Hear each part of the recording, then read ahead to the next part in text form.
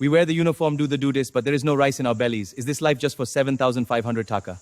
৭,৫০০ টাকার জীবন, একজন গ্রাম পুলিশের বিরামহীন আর্তনাদ। সকাল ৯টা, চারদিকে যখন কর্মব্যস্ততা শুরু হয়, আমার ডিউটিও তখন থেকেই শুরু। ইউনিয়ন পরিষদে সারাদিন নানা কাজের ভিড়, কারো জন্মনিবন্ধন, কারো সালিশ, আবার কখনো সরকারি ত্রাণের তদারকি। দুপুর গড়িয়ে বিকেল ৫টা বাজে, শরীর তখন ক্লান্তিতে ভেঙে পড়তে চায়, কিন্তু বিশ্রাম না। আমাদের ডিকশনারিতে বিশ্রাম শব্দটা বিলাসিতা।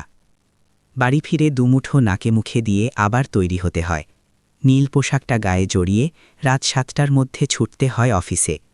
শুরু হয় সারা রাতের পাহারা, যাকে আমরা বলি নাইট ডিউটি।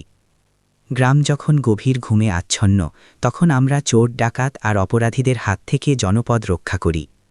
শীতের হাড় কাঁপানো ঠান্ডা হোক কিংবা বর্ষার মুষলধারে বৃষ্টি, আমাদের থামার উপায় নেই। পরের দিন সকাল ৮টায় যখন ডিউটি শেষ করে বাড়ি ফিরি, চোখ দুটো ঘুমে বুঝে আসে।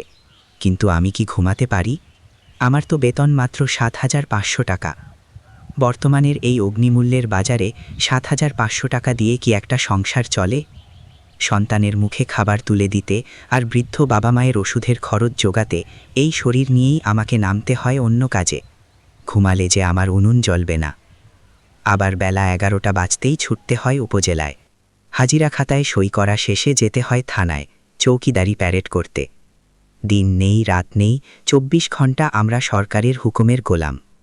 অথচ দিন শেষে আমাদের প্রাপ্তি শুধু অবহেলা আর বঞ্চনা। সংবিধান বলছে ন্যূনতম বেতন ১২,৫০০ টাকা হওয়া উচিত, অথচ আমরা ইউনিফর্মধারী সরকারি বাহিনী হয়েও পাচ্ছি অর্ধেকের চেয়েও কম। আমরাও তো এদেশের নাগরিক, আমাদেরও তো বাঁচার অধিকার আছে। এভাবে চলতে থাকলে হয়তো একদিন ডিউটি করতে করতেই অকালে মরে যাব, আর আমাদের পরিবারগুলো পথে বসবে। মাননীয় সরকারের কাছে আমাদের বিনীত আকুতি, আমাদের এই হাড়ভাঙা খাটুনির মূল্য দিন, আমাদের ন্যায্য অধিকারটুকু ফিরিয়ে দিন। আমরা দয়া চাই না, আমরা আমাদের শ্রমের মর্যাদা নিয়ে বাঁচতে চাই।